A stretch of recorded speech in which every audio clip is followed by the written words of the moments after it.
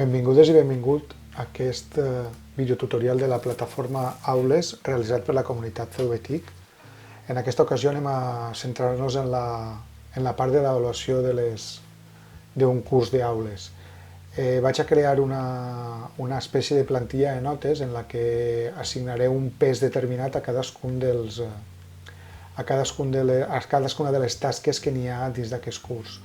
Com vegeu, aquest és un curs configurat en 5 temes diferents i que té una sèrie de tasques dintre de cadascun dels temes.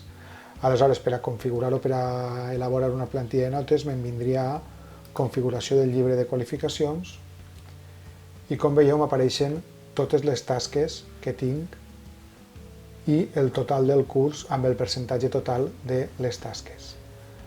Aleshores, per a preparar la plantilla de notes, el que faria en aquest moment seria crear una sèrie de categories en les que vaig a incloure tots els treballs que n'hi ha en aquest curs.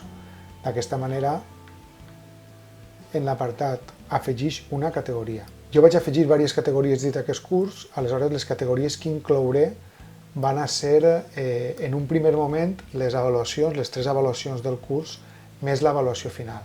Per tant, en el nom de la categoria posaria primera avaluació, així tindríem la mitjana de les qualificacions, que seria la mitjana simple de les qualificacions obteses en cadascuna de les tasques, per a després ja assignar-li un pes a cada tasca. Com veieu, se m'ha creat així l'apartat de primera avaluació. Ara, ràpidament, crearem els diferents apartats per a la segona, la tercera i l'avaluació final, i amb això haurem finalitzat la primera part dels videotutorials per a l'avaluació. Per tant, creé la següent categoria, que seria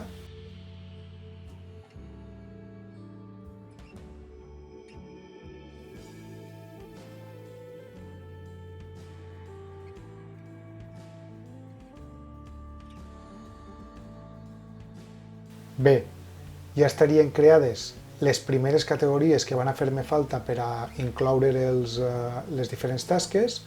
Aleshores, com vegeu, tinc primera, segona, tercera avaluació i avaluació final. En els següents videotutorials explicarem com incloure dins d'una altra sèrie de categories aquestes tasques de manera que els puguem assignar un valor concret dintre de la puntuació de l'avaluació. Fins ací aquest videotutorial. Podeu consultar més informació en el portal de CVTIC i en el canal de YouTube de CVTIC.